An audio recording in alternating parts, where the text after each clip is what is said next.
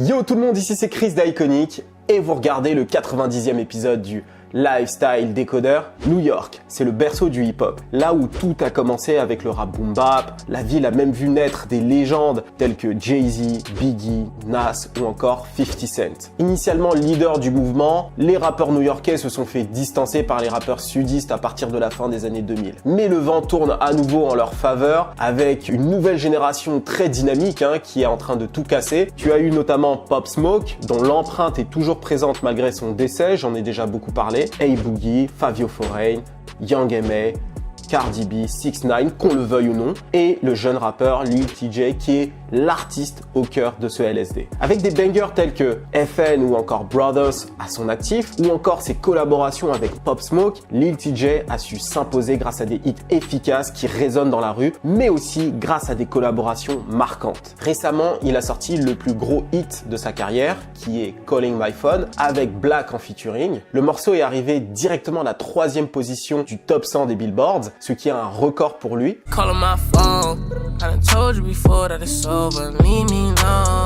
Et dans cette vidéo, on va parler du parcours de Lil TJ et aussi on va analyser un petit peu cette nouvelle direction musicale qu'il a prise. Il a commencé avec du rap street et finalement aujourd'hui il est plutôt dans du R&B. On va essayer de décortiquer tout ça, expliquer comment ça s'est fait dans le temps. J'espère que tu es déjà abonné, enfin je me dis que c'est déjà le cas depuis le temps et que tu as activé ta cloche pour être au courant de toutes les sorties des vidéos LSD, un son, une histoire, iFocus. D'ailleurs j'ai vu que vous avez beaucoup aimé le dernier iFocus, merci. Donc voilà, et n'oublie pas de liker et de commenter, ça me donne de la force. J'ai vu que vous vous êtes donné ces derniers temps avec les points, les référencements, etc. C'est grave lourd, merci beaucoup. C'est vrai que c'est mieux quand vous parlez de la vidéo, mais je vais pas trop vous en demander, c'est déjà énorme. Merci, merci, merci. Sans plus attendre, on y va.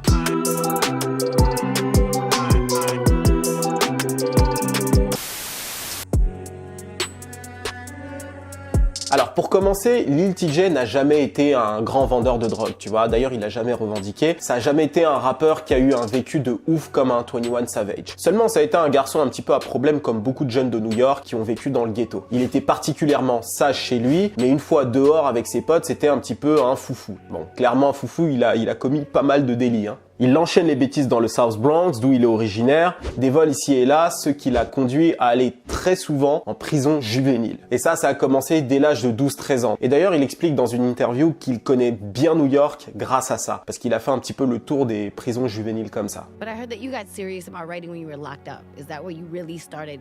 Yeah, I started writing when I was locked up. That's how everything really started. You were in juvie? Yeah, I was in juvie. Where was this? Which one? I was in a few.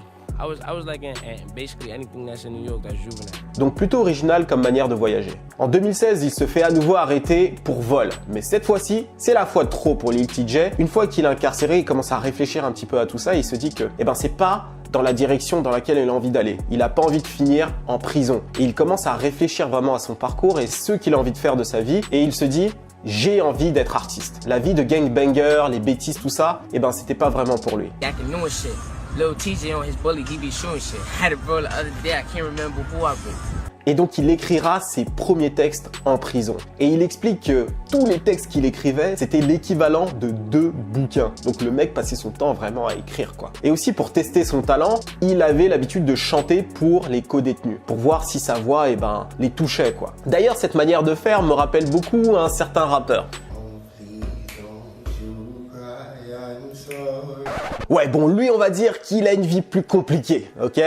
Et vous savez pourquoi. Un an plus tard, c'est-à-dire en 2017, il sort de prison et il décide d'enregistrer son premier morceau, Résumé. Alors, ce morceau-là, c'est un morceau assez spécial parce que à la base, il l'avait rappé, donc avec un flow totalement normal, entre guillemets, de rappeur. Et en fait, ses potes l'ont encouragé à ajouter une dose de mélodie là-dedans. Un petit peu ce qui se fait aujourd'hui et qui cartonne quand tu écoutes des artistes comme Polo G, A-Boogie, Roddy Ricch, etc., etc. Et la version qu'il a proposée avec du chant était bien meilleure que la première version. Ça donne ça.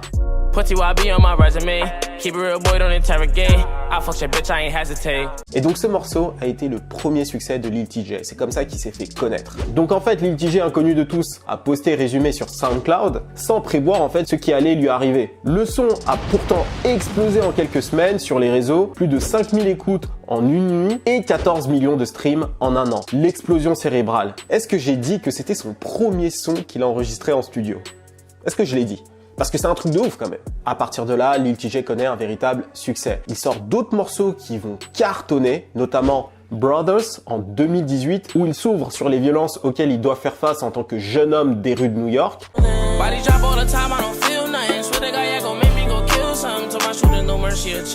Ce qui lui permettra d'être repéré par Columbia Records, le label de Sony, et de bien sûr signer avec la maison de disques. Contrairement à ce que cette narration peut te laisser penser, Lil TJ n'est pas un mauvais gars. Il a un train de vie qui est assez classique finalement et qui ressemble beaucoup à ceux des jeunes de son âge, mis à part les passages en prison juvénile. Alors mentalement pour commencer, le gars s'est toujours dit que tout le délire street n'était pas vraiment pour lui. On va dire que c'était juste le contexte dans lequel il a grandi qui l'a poussé à faire quelques bêtises. Mais c'était pas là où il voulait rester.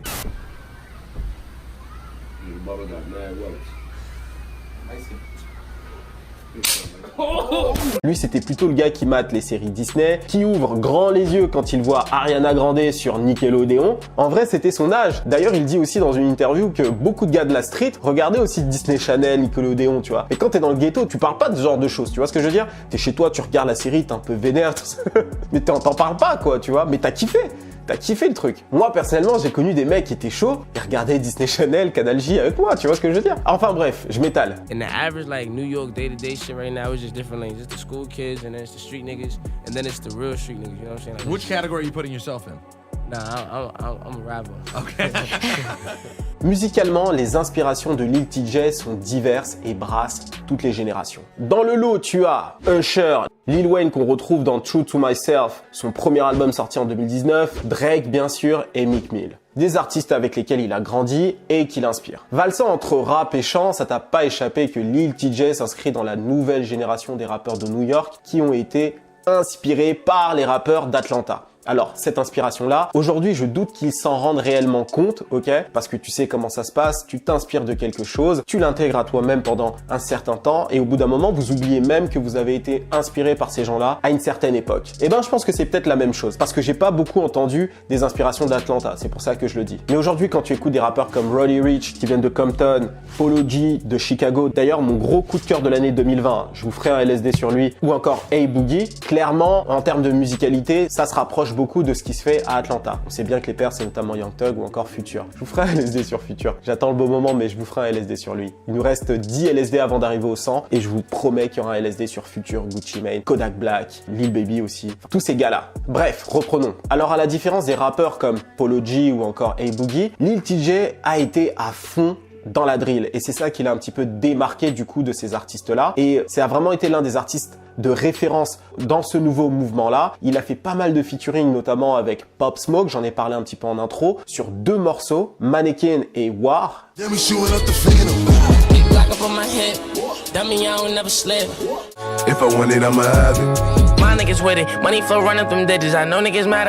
Au passage, Mannequin, c'est l'un de mes morceaux favoris. Et puis, il y a aussi toute la mixtape State of Emergency qui propose majoritairement de la drill, dont son hymne à la rue qu'il aime tant, Zoo York, avec Fabio Foreign et l'inévitable Pop Smoke. Encore lui.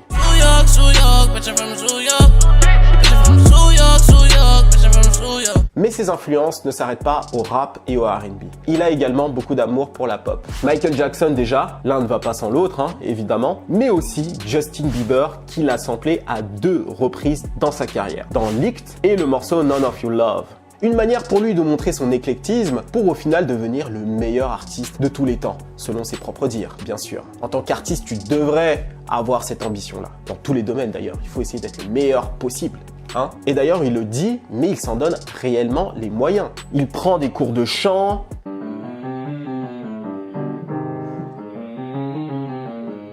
de danse pour se rapprocher d'un profil comme celui de Justin Bieber et qui est Bieber Valley, hein? Justement son modèle de réussite ultime. Eh oui mon pote, les rappeurs veulent devenir Bieber et Bieber veut devenir rappeur. D'ailleurs, il se faisait appeler le Bronx Bieber. Alors ça, c'est bien avant qu'il ait percé déjà. Hein. Donc c'est pour te dire qu'il suit Justin Bieber depuis bien longtemps. D'ailleurs, ça me fait un petit peu penser à cet épisode d'Atlanta, la série de Childish Gambino où Justin Bieber était noir. Ben, ça pourrait être lui en fait. I'm gonna dunk on a bitch. Bref, ce côté pop-friendly, c'est quelque chose qu'il a toujours voulu développer depuis le début de sa carrière. Depuis le moment où il a décidé d'ajouter un petit peu de musicalité, de mélodie dans son rap. Déjà, dans ceux qu'il renvoie aux auditeurs, il ne veut pas faire trop de vagues, même si bon, la rue le rattrape de temps en temps, comme ses clashs avec 6ix9ine. Quit to my mother. I booked Lil TJ. Are you dumb? He calls me a rat. It's fine. I'm a bigger artist than you. You but told me you were bumping that new song he has with J.I. that shit hard.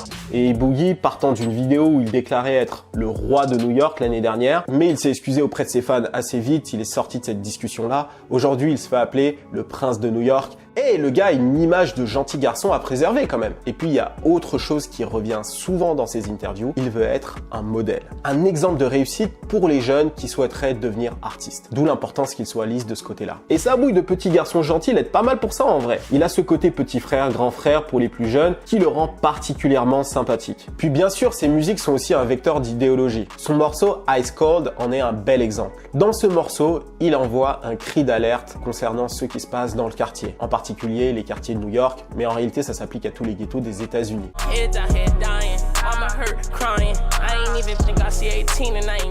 Alors si tu veux mon avis, typiquement ce genre de son là, ça ne fonctionne pas parce que quand tu parles de ce qui ne va pas et que c'est triste, c'est assez rare que les gens impriment. C'est assez bizarre. Les gens n'aiment pas entendre des artistes se plaindre. C'est mon impression. On préfère largement un artiste qui se vante de ce qui se passe chez lui, même si c'est triste et tragique, qu'un artiste qui se plaint et qui explique que ça ne va pas chez lui. Dites-moi ce que vous en pensez en commentaire. Je tiens vraiment à ce que vous répondiez à ça. Et je pense que ça expliquerait aussi beaucoup pourquoi les artistes qui viennent du ghetto glorifient les meurtres, le fait d'être un gangster, de vendre de la dope, etc. plutôt que de faire ce qu'il a fait sur le morceau. Mais enfin bref, c'était une petite parenthèse, dites-moi ce que vous en pensez. Mais pour ce qui est justement de la musique, pourquoi délaisser le côté street au profit du côté plus R&B? En regardant un petit peu la situation, j'ai analysé tout ça et voilà ce que j'en pense. Déjà au niveau de son parcours, Lil TJ est très jeune et bien qu'il ait connu la prison juvénile une bonne partie de son adolescence, son vécu n'est pas le plus choquant ou le plus chargé de la niche dans laquelle il s'est lancé. Quand je dis la niche, c'est la niche de Young Nigga du ghetto, gun, ça parle de la street, avec un petit peu de mélodie dans la voix, etc. Un milieu qui repose beaucoup sur le shock value, des personnalités fortes, des histoires qui interpellent les auditeurs. Certes, c'est un domaine à fort potentiel, et il y a beaucoup de rappeurs qui se lancent là-dedans et c'est comme ça qu'ils réussissent à avoir des hits,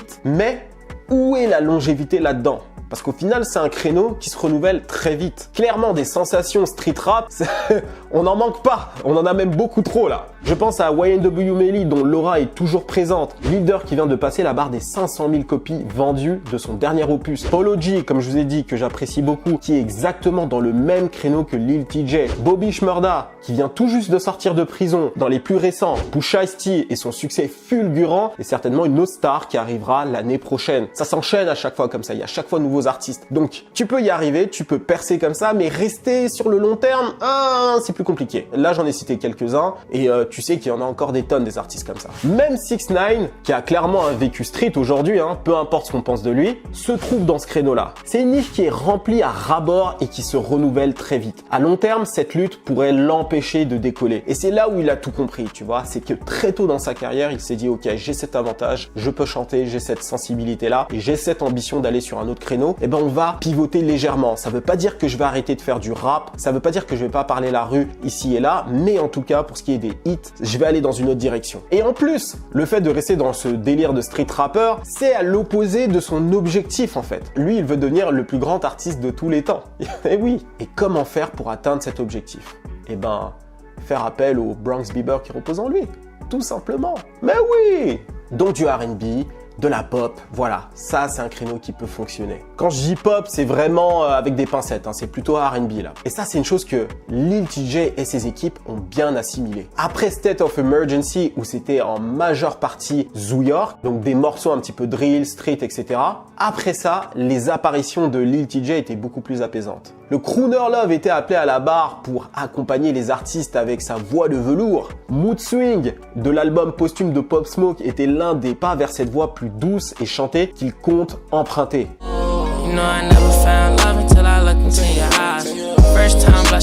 À côté de ça, il a fait valider le sample de None of Your Love. Et devine quoi? Ce morceau avait utilisé pour sample Justin Bieber. Et ouais mon pote, ce morceau est sorti en 2019 mais il n'avait pas encore été clearé. Mais fin 2020, le morceau a été clearé et il est sorti officiellement sur la page de Lil TJay. Donc ça nous montre aussi un souhait de la maison de disque de pouvoir justement valider cette voie que Lil TJay était en train de prendre.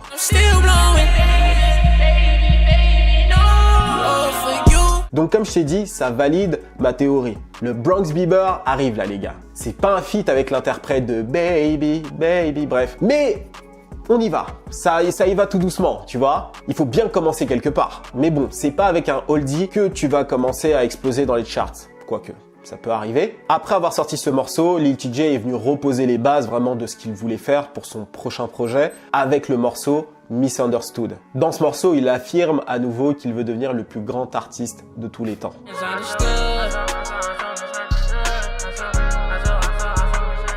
Du coup, on en vient à son dernier single, Calling My Phone. Et oui, ce morceau prend donc tout son sens avec ce que je t'ai expliqué, sa nouvelle direction, etc., etc. D'abord teasé sur ses réseaux sociaux, notamment TikTok, où d'ailleurs le morceau a cartonné. Il y a eu, je crois, 10 millions de loops sur le morceau d'un coup. Enfin, d'un coup, tu m'as compris quoi. Les gens ont pris l'extrait et ont exploité le truc à fond. TikTok, ça va très vite. Bon, le morceau est sorti avant la Saint-Valentin. Bon, tu sais c'est pourquoi, hein. Pour faire crac crac boum boum. Bon bref, tu m'as compris, ok. On est toujours dans cette idée de timing que j'ai évoqué dans ma vidéo de Internet Money, etc. D'ailleurs, à ce propos, petit moment de publicité, le site de Iconic revient très bientôt. Alors, j'ai pas de date, mais on est en train de travailler dessus à fond. C'est un site qui aura vocation à aider les artistes, les créatifs à développer leur carrière dans la musique, dans la mode et même sur les réseaux sociaux parce qu'on va aussi proposer du contenu pour les gens qui veulent développer leurs médias, devenir des influenceurs, etc.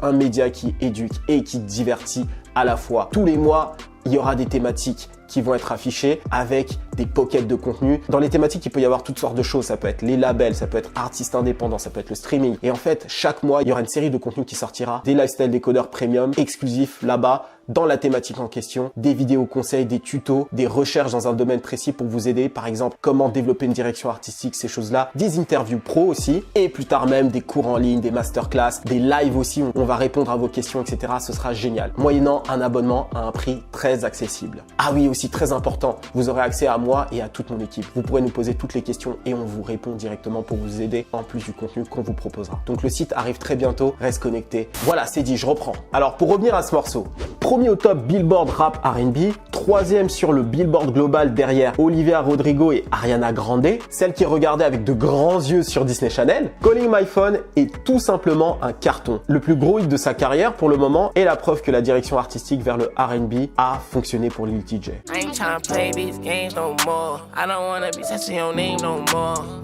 Bon, le morceau est clairement romantique, même s'il parle d'une ex, relation toxique, bon, tu sais comment ça se passe, hein. Drake, c'est le patron de ce type de morceau-là, un morceau que tu vas beaucoup apprécier, donc n'hésite pas à aller le streamer et tu me dis bien sûr ce que tu en penses. Et aussi, autre chose qu'il faut noter, c'est que dans ce son-là, il y a très peu de grossièreté, tu vois, à part ici et là des ass-fat, etc., mais c'est pas un son dégueulasse, ok? On est très loin du morceau un petit peu R&B que West Side Gun a sorti il y a pas longtemps, d'ailleurs, faudrait que je vous en parle un de ces quatre. Non, c'est un morceau beaucoup plus soft, qui peut s'écouter et qui est pas trop dérangeant, tu vois. La formule est efficace, très radio-friendly, comme je l'expliquais, et surtout, Lil TJay touche enfin une audience autre que celle de New York, de la street, etc. Un grand succès bien préparé qui peut laisser rêveur sur son futur alors que son deuxième album est en route. Donc voilà ma vidéo sur Lil TJay, j'espère que tu as apprécié. J'ai essayé de t'apprendre un maximum de choses sur son parcours, etc. Donc dis-moi ce que tu penses de tout ça, je t'ai posé pas mal de questions. Est-ce que lorsque les artistes parlent du ghetto en pleurant de la situation du ghetto, est-ce que ça fonctionne? Moi j'ai l'impression que ça ne fonctionne pas, donc j'aimerais vraiment avoir ton avis là-dessus. Et aussi dis-moi ce que tu penses globalement de la musique de Lil TJay, est-ce que tu as écouté son album ou quoi? Dans tous les cas, moi je te mets le lien de son album dans la description, j'ai mis aussi quelques morceaux qui me plaisaient dans la playlist. Donc va voir, écoute ça, dis-moi ce que tu en penses. Nous on se retrouve